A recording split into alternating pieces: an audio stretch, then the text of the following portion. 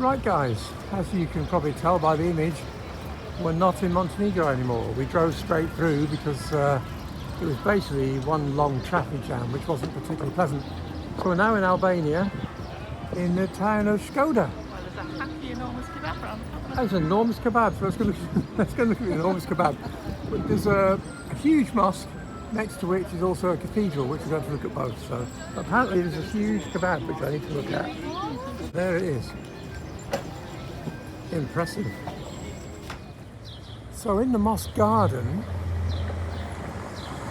there is, which I can't get into at the minute because the gates are all shut for some reason.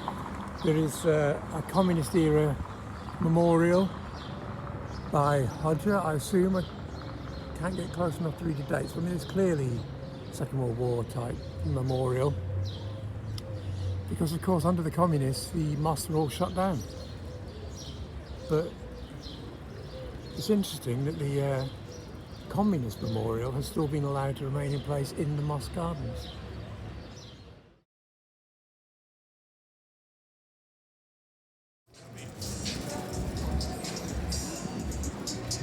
Skoda's what you'd probably call a market town. It's not particularly tourist orientated, I think, but it's really, really nice. It's we're walking down a slightly older section at the minute, but it's got a really nice laid-back vibe. It's a lovely little town.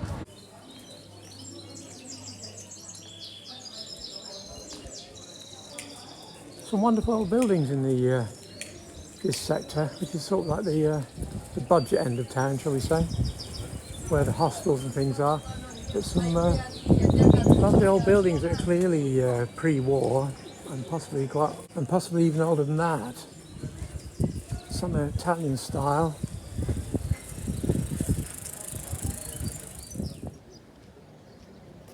And as well as mosques, there's a large cathedral, which is very close to the central mosque. And in the middle, we have the Democracy Roundabout. Obviously an area of great civic pride. It's very nice. All the buses and coaches arrive and depart on this roundabout. It's very busy. An Ottoman balcony attached to what I think is some sort of middle period Ottoman building. We're actually looking for the Orthodox Cathedral, but can't seem to find it. So we should keep looking. And then next to the mosque, and not far from the Catholic Cathedral, is a huge clock tower and an Orthodox Cathedral. So all three religions with a large presence and all very close together. Let's go and see if we can get inside. I'm not sure we can.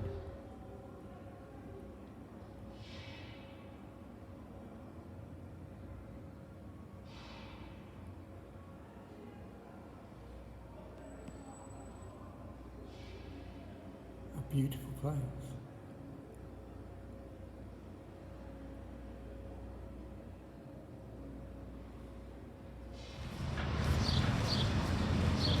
My favourite mosque though is this little one here, which dates from 1430 and is painted inside as well, which you'll see in a second. I can't film inside with people praying, I've got to show some respect. But an absolutely beautiful little mosque with this ablutions area outside. Fabulously decorated.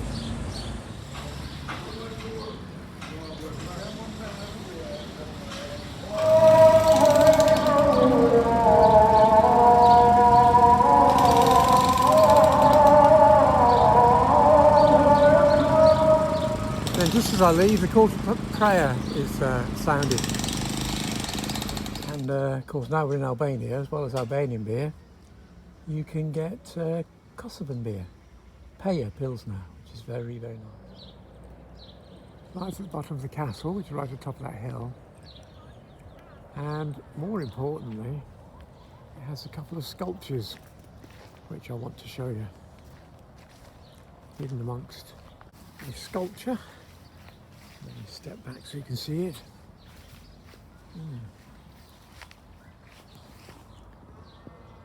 Of I suppose a metal person riding a Marini 125. The Marini are best known for their 350V twins. They also made a 250V twin, and then he chopped the rear cylinder off to make a 125 single cylinder, and this is one of them. Fairly rare bike and an interesting sculpture. And then outside the hotel, because the campsite also has a hotel, is a Vespa small frame. Now, although it's a 125 Primavera, there is no provision for a speedo. It has a what was being some sort of ignition switch in the headstock, but no speedo, which is unusual. The 50cc versions in Italy had no speedo because they couldn't go quick enough to break the law, basically. But why a 125 Primavera hasn't got speedo, I don't really know. But anyway, it's a display item. It's just to add a bit of character outside the hotel, and always welcome, because there are very few classic vehicles in Albania, because of course under Hodja, communist dictator, the only people who had vehicles were party officials. So there are very few vehicles dating back to that period, full stop. Right, Skoda is behind us. We've come a short distance now to the town of Kruja, which is where Skanderberg held out against the Ottoman Empire, which we'll see more of in a minute. This is what's described as the old bazaar, although it looks quite new to me. But anyway, we shall wander further on. But it's very nice, loads of kilims, various knickknacks. Right, we're inside Kruja Castle, which is was a fortress belonging to Skanderberg, who's the Albanian national hero, because he defeated 4 attempts by the Ottomans to suppress his revolt. And this was at a time when the Ottoman Empire was at its absolute height. He was contemporaneous with Mehmed the Conqueror, who got Constantinople, of course. And some people think that the time the Ottomans spent trying to suppress Skanderberg quite possibly saved Western Europe. So not only an Albanian hero, but possibly somebody that should be more recognised in the West as well. The walls and remains of the tower here are from a mosque from the 1400s, which has since been damaged and demolished. But it's just an incredible place, and so far free. So I was expecting to pay to get into the castle, but not been the case. And unexpectedly, right next to the bottom of the castle, we have some sheep just sitting quietly. It's all right, sheep, we're not going to hurt you. We're being followed by sheep. Are you harassing us, sheep? There's the man himself, looking suitably fierce. We're just meandering down the hill at the minute, down a steep cobbled lane, which feels particularly ancient down from the hill. We're not sure where it goes. We've been told there's a hammam and an old church down here. Let's hope they're right, because there's a steep walk back up if we're wrong. And true to the word, this is in fact the hammam. I don't know if you can see, there are currently glass bowls on the top of the roof, which look very much like cake covers, but originally they would have been open or had a small thick glass. But the hammam is shut currently. But anyway, 15th century. Also very old millstone or something just lying on the ground down there as well, and then a bridge leading up on the left hand side, but that's somebody's garden, so I'm not sure what that was originally. So we crossed the bridge, and inside is a little garden, and it's the building that's covered in well, material, whatever, here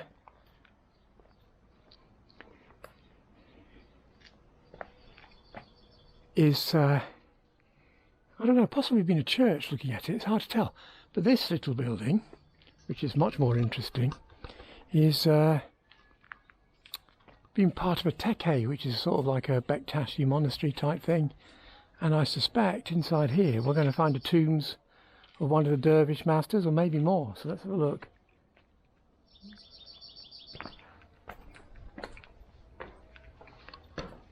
And indeed it is. So there we go. I don't know who this is, there's no indication. But this would have been one of the dervish masters. I was fortunate enough in North Albania to spend a couple of hours with a proper Bektashi dervish who showed me 3 of these, which was on the grounds of his tekke. And he also said that the dervish order, the Bektashi order, had been heavily suppressed, particularly through communist years, and Albania was now the centre of its revival. So there we go. Anyway, outside there's something else to look at. And this beauty, this huge tree, is an olive tree, and it's believed to be the oldest living tree in Europe. And legend has it that Skanderberg himself planted it. So this thing dates back to the 1400s. Amazing. And next to it are some burials, and the headstones with the turban type circular tops represent somebody who has been to Mecca. And there's only 4 of them, so probably connected to the tekke at some point. Shame we can't see more, but the scaffolding covers everything.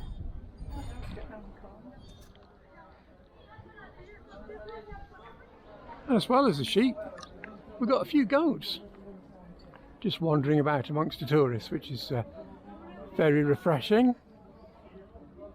And of course, as it's Albania, lots of stray dogs as well, which thankfully appear to be in quite good condition.